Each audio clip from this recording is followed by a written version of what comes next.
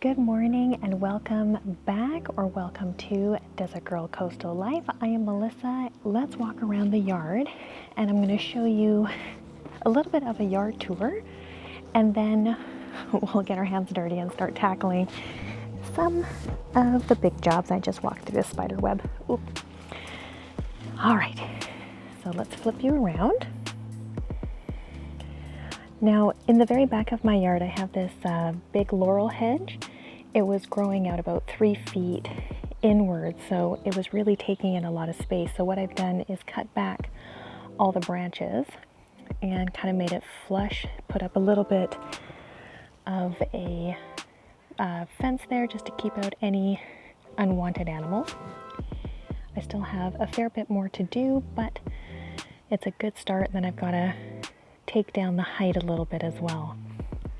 This tree here is my Kosui Asian pear. It is actually naturally kind of a weepy tree, so it's been a really interesting growth habit. We do have some taller branches heading up, so we're gonna head those, but you can actually see we do have a fair bit of fruit coming in, which is really exciting. This is the first year that we're going to have Asian pears. So I am tickled to try some of these Asian pears. We've got some, I think this is calendula or calendula. We've also got some lavender in around it. So we're starting to create little bits of kind of like permaculture principles and putting guilds around our fruit trees to kind of help bring in beneficial insects, repel other ones. So we're slowly creating the atmosphere we want. Here is actually one of my pawpaws. I had purchased 2 pawpaw varieties. Surprisingly, both died. However, this particular one is called Sunflower, and it produced these shoots as the main one died. So these are obviously the rootstock. I'm going to leave them to grow because so far they've done really well. They've put on lots of growth, and yeah, we're just going to see how they do and if they produce. And if they do produce, we'll see what they taste like. So this tree here, some of you probably recognize. This is my autumn olive. It's the amber color. Now, I know, let's come around here. Okay, so I know some of you have asked if this has been invasive and if I have found any issues with it. So far, no. Now, I say that because this area has been a bit of a mess for a while as I'm trying to clean it up, put down cardboard, fill it in with soil and all the rest. So let's go down to the trunk here and let's see. So here you can see it is putting on some new little shoots. So I'm going to get rid of those, just kind of prevent that a bit. But otherwise, like actually around the trunk, there is no additional shoots coming up. I have little branches down here, which I actually don't want, so I'm just going to get rid of that. But for the most part, the autumn olive doesn't seem to be spreading.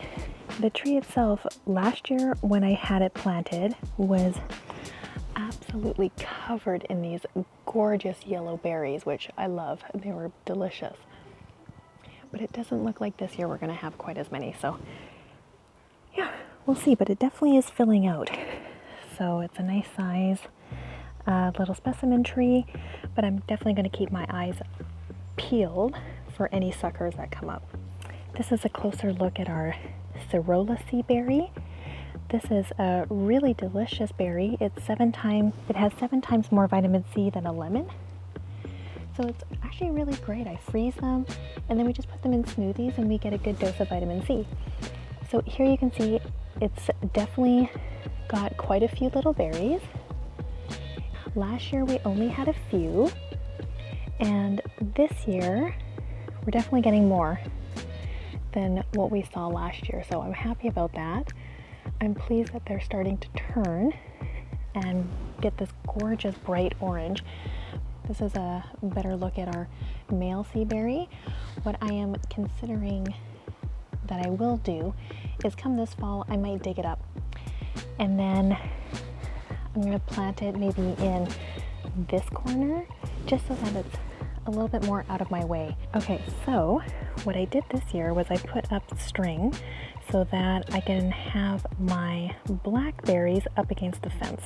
Now, this is my Columbia Giant. Highly recommend this blackberry as there are no thorns. It is a thornless variety, but check out the size of this blackberry. It's huge. It's almost the length of a finger. It's unbelievable. So we still have probably another week before it's fully ripe because you want it super soft and you want the berries not to be shiny but dull when you pick them. And you can see we've got berries coming in all over. And this is only our second year. So I'm really happy to have this one. We're looking forward to trying a few of them. We had one last year and it was absolutely divine. So there's a look at our gorgeous little Columbia Giant. If you get your hands on one, I would definitely grow it.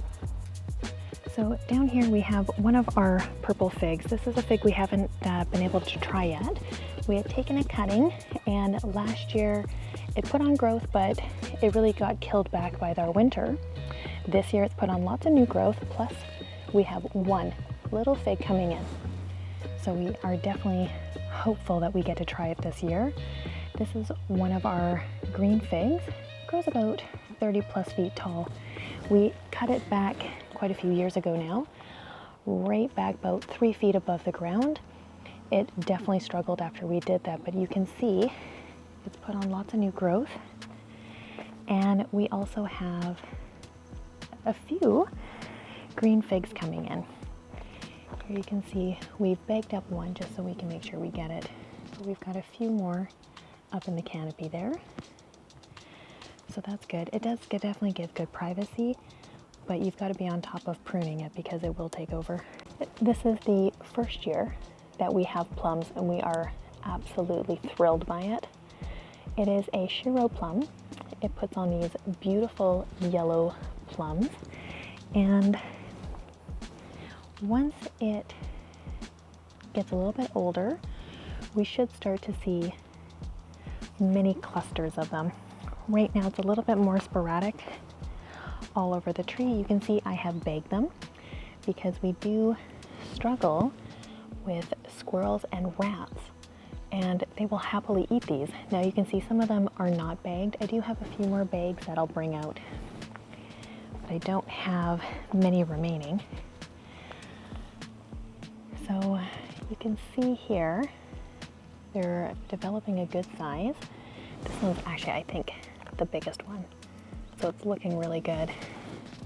But they're not going to be ready yet until, I believe, the end of July or August. So we still have some time to wait. I have pruned this tree in a open vase. And after we pick the fruit, I'm going to come in and take down the height quite a bit so that I can keep it at my 6 to 7 feet max. I've been doing that for the last 3 years, and you can see the size of the trunk is quite substantial, but we haven't allowed it to grow to its full potential. And I'm doing that with all of our fruit trees. I want to keep everything at 6 feet so it's very easy for us to pick, and I don't have to worry if I have to net it. Now, against our garage, I've put in a few different types of trees. Asian pear seedling. This is also an Asian pear seedling. I have already pruned this one down. It was well above our garage height, but you can see the branches are already doing a natural espalier. So I'm going to keep developing those and pulling them down and making them horizontal, as I've done down here. Going to have some strings holding them down in place. And we also have these absolutely gorgeous, try to get my shadow out of the way, these beautiful hydrangeas. They are by Proven Winners. They're the, oh, I might get this wrong. It's something like invincible, I think. I mean, you can see how beautiful they are, and they're just getting started. They're still very small. They're head size at least, but they're going to get much larger, and you can see how much they just absolutely take over. So I love that. In this back corner, some of you may have seen our newest addition. This is the Nero Aronia berry. This is a berry I'm happy to have. We're going to freeze them, and again, a lot of the berries we utilize in our smoothies. So I love just having, you know, really unique specimens in the backyard. This here is one of my tamarillos I've grown from seed. I have quite a few of them. There's another one there. They're rather small, so these ones I will have to pot up, and I'll probably just plant out in the ground, let them grow on, and then I'll come pull them out in the fall time, put them in pots and bring them indoors. One of the jobs I have to do today is planting up these cannas. I picked up 6 of them. They're absolutely beautiful. They'll have some lovely flowers, and I will protect them over the winter time so that I can hopefully have them as perennials. So we're going to plant those up. I also have some basil. Basil, for some reason, I planted out a whole bunch of seeds, but nothing came up. So I picked up these basil here, just from Superstore, but you can see there's tons of plants inside these containers. So I'm going to put them one in each of these bowls, and then I have 2 more rosemary there. We have some peaches and nectarines, some of our favorite fruits. This guy here is a peach. It's the Red Haven variety. It is a grafted variety, and you can see the tag there. It had probably about 10 fruit, but of course, this being the first year that it's put on fruit, it's dropped them. We still have 1 peach coming in, so we'll see if it holds. But the crazy thing is that you can see the leaf structure of this tree. My guess is it's probably 3-4 years old, and this tree, which is huge, I'm going to have to cut it way down. It's putting on incredible growth. This is 3 years old, grown from seed. It's a nectarine. And again, this is 3 years old, grown from a seed. And this is the first year it's put on fruit. Let me show you. Getting covered in spider webs here. Okay, let's bring you in. If you can see the nectarine there, it's a pretty good size. They're not going to be ripe and ready until I think August, but you can see we've got a few bags. So we definitely have some good fruit coming in. I'm going to wait for this helicopter to go by. So if you're looking to actually grow any stone fruits from seed, I would highly recommend doing it. You can see how thick the trunk is there. They're absolutely incredible growers. They're so fast. So yeah, in comparison to buying a tree that's grafted, this is definitely what I would recommend. This is another one of our tamarillos, putting on nice new leaves there, gorgeous trunks. And again, planted in the soil, so we'll see what happens. Here's yet another one of our tamarillos. I love the leaf structure, it's so beautiful. You can see it's putting on new little leaves there in the center. Okay, so we've got some blueberries. Blueberries are one of our most favorite berries, and we are thrilled to grow them. You can see now is the time for blueberries. They're starting to put on color. Take a look at that. Just beautiful. This is our Duke blueberry variety. It's a very easy variety to grow. It's highly prolific and puts on very big, beautiful, lush berries. So as you can see, we've got quite a few that are going to be coming in. We've got nice clusters all over, and every day there's maybe 1 or 2 more that start to ripen. So we're getting there. But if you want to grow a berry that's absolutely delicious and huge, you'll want the Duke. If you grow the Duke, you're going to want to have the blue crop as a cross-pollination. The blue crop is another beautiful berry to have. It's very tasty. It doesn't quite rival my Duke blueberry, but still a beautiful blueberry to have. Now in this section here we have a couple pink blueberries. I think they're called pink lemonade. Yeah, there you can kind of see, it's kind of hard. You can see there's only a few on there. It hasn't been very prolific. I don't know if it's in the right area. I don't know if I'm missing something with it, but it maybe only puts on 10 blueberries. Like, it's very minimal.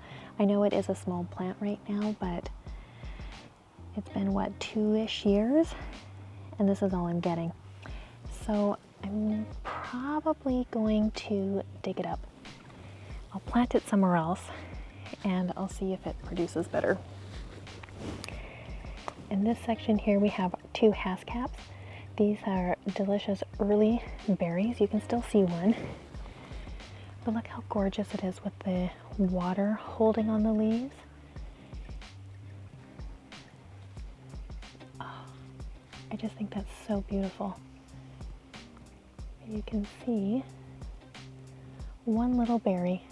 The interesting thing with hascap is the berries actually produce under the leaves. So you have to move the leaves all around to look for them. They're not as easy to locate and find, but they are delicious, especially at the start of berry season. So in this section of the yard, there's probably too many things to mention. Got one of my yuzu lemons here. It's bouncing back and doing really good. It was in the ground all winter long and survived, and then it started dying back, so I pulled it out of the ground, put it in a pot full of sand, peat, and perlite, and it has now fully flushed back. So I would say in another month or so I'll put that back in the ground. We also have some seedlings here. This is peach or nectarine. The tags obviously don't last that long, so I end up forgetting what I'm planting. This is a cutting from my Corolla sea berry. Got a couple of those. And then here we actually have one of our pineapple guavas. I have 2 of them planted in the ground, and so far they've put on really good growth. This little tree with all the little baggies has a bunch of apples. See the incredible amount of apples on this tree, hanging all over the place. This is our hidden rose. These apples have a pink flesh interior. First year that we've had apples, and this will be the first year we get to try them. So we'll definitely be doing a taste test. Now down here we've got a bunch of apple trees as well, all different types. We have like the Oran, we've got the Worcester Pearman.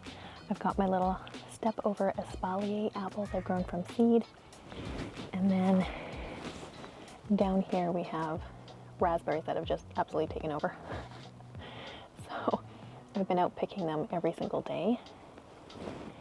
I have to say, when you buy any raspberry, whether it's the variety I have, which is a thornless bush variety, even though the tag will not tell you that they spread incredibly easy. And I had purchased 2 raspberry bushes thinking they were going to get 3 feet by 3 feet only. And no, they spread, and they are now all over the yard. And so I would say that this has been a weed, but it's an edible weed. And so I don't hate that. I don't hate it one bit. But we have them all over, and they just keep spreading, and it keeps getting more and more dense. But if it means I get to come in here every morning and pull off these beautiful, delicious raspberries, well, it's really good, then yeah, this is a weed I'm happy to have. So we will pull them up as necessary, because you can see here in my path, here's a raspberry weed coming up. All I do, pull it up. There we go. And you can see one there. You can see them here. They're all over the place. So anywhere I don't want a raspberry, I'm pulling up the shoots. Anywhere I'm happy to have a raspberry, then I'll leave them to grow on. Now we have two pear varieties. This one is called Moon Glow, and I am excited because we have so many of them on the tree. We had our first one last year. Now, Moon Glow for me has been a pear that has surprised me. It is the sweetest pear I've ever had, but also has none of the grittiness or mealiness of most other pear varieties. I find it to be incredibly smooth. So we've got about 15 or so pears. This is a tree that grows very tall. What I've done is pulled it down with strings and just attach that to the ground, as I'm trying to keep this as more of a weeping tree. I had considered putting an arch kind of in the pathway so I can grow it up and over. I'm still considering that. So if any of you have seen that done, I'd love to hear. But otherwise, we've got another apple variety here. This is the Oran apple. It is a Japanese variety, and here's a better view of the apple. It's a very beautiful apple and a very delicious sweet apple as well. Okay, so one of the jobs I have to do today is doing some potting up. I've got some, what are these, Suriname cherries. I also have some japoticabas. You can see here, these guys are put on really good growth. But you can see we've got some roots underneath there. So we've got a big job of putting them all into probably 3+ gallon size pots, and then waiting to see what happens there. These are some of my citrus seedlings. They're doing really good, but we're going to get them out of this shaded area now. They've got lots of new growth. Now, one of the plants I'm putting in the front yard is this beautiful weepy acer. So it's been growing back here in this pot for probably the last 4 years. And it's beautiful, but it's time to move it around. We had a whole bunch of these laurels cut down. It has opened up, with the trees we have taken down, or our neighbors have taken down, it's opened up a lot of light. So this area before, which was highly shaded, where I'm growing some lettuce, we've got some collard greens, we've got some kale growing in here as well. So we're obviously going to let these grow on, but this area is going to change as we're getting more light. For some of you who saw one of my shorts, this is a citrus seedling. It actually made it through winter time. There was no protection. I just left it out in a pot, buried in the soil. It's putting on a lot of new growth, so I'm really happy about that. Just take a look at those beautiful seed pods. Nigella is one of my favorite little flowers to grow. It looks so beautiful and so whimsical. It's just beautiful with these light feathery fronds, and then these delicate, beautiful little flowers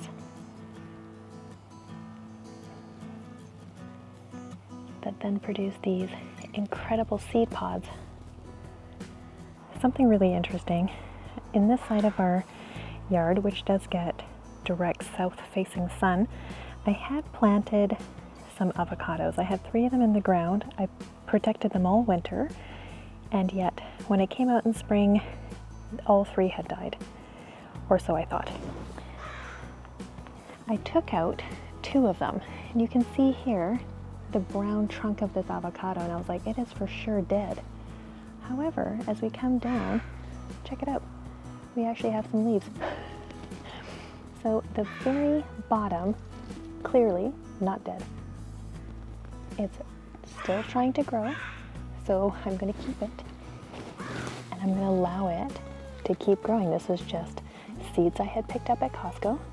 Nothing special or unique about that, but the entire otherwise upper portion is dead.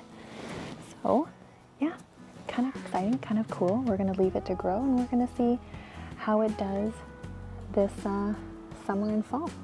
And then I will once again try to protect it through the winter time, but I thought y'all needed to see that. Well, here's an up-close look at my strawberry guava. This is something I've grown from seed. It's in a pretty large pot. It does have some flowers. Always happy to see that.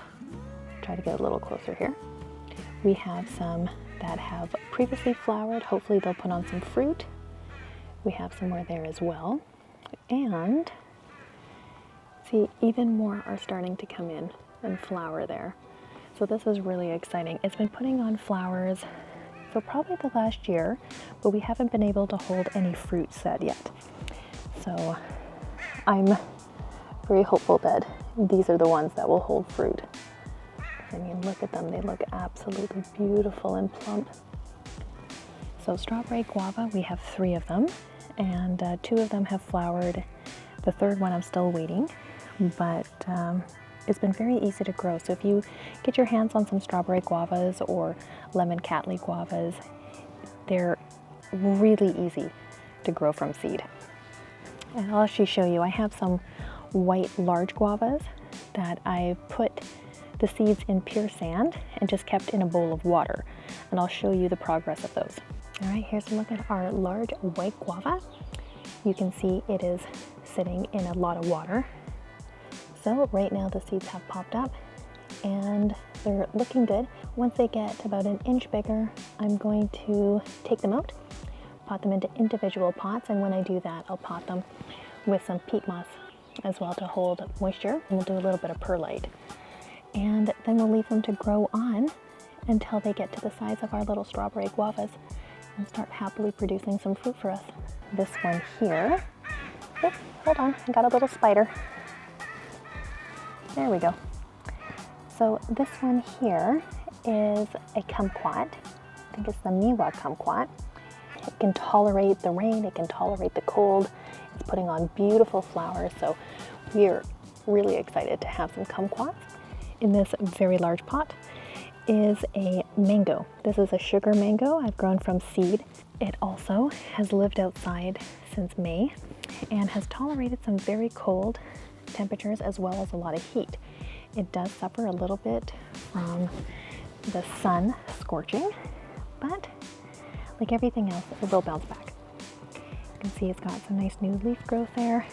So again, we're going to see how much bigger this gets. I'm probably going to have to pot it up into an even larger pot before we bring it back indoors. It's kind of hard to see with the lighting, but growing our very own sugar mango. Hopefully one day we'll have some fruits, but that day is not today. So here we're growing some Oregon snap peas. We also have some alderman peas, and we have a purple mist. Purple mist is absolutely beautiful to grow. It is a shelling pea. We're not the only ones who enjoy them. Take a look, we've got some either rats or squirrels that are getting in here, and they are happily coming to the all-you-can-eat buffet and devouring our beautiful little peas. When we see peas, I gotta pick them so that we can have our own little harvest. Otherwise they do pretty good here. I don't know how many of you have heard of gummy berries. I know it was a fairly new one to me. This one is called Carmine. It is also known as Tillamook. These are nitrogen fixing trees in the same family as autumn olive, but they are not invasive. They produce beautiful, large fruit and berries that are ripe in June. These are tiny little ones. We've got 5 of them. Oh, I'm sorry, we got 4 of them. And I am right now looking for areas to plant them, perhaps in the front yard as well as the backyard. Some cool facts about the gummy berry is that the berries themselves actually have fatty acids in them. When you eat the seed, you get the fatty acid. Otherwise, you'll get the antioxidants and all the other great benefits that come by eating the fruit. So this is a berry that is very good for your health and produces mass amounts of berries in the future.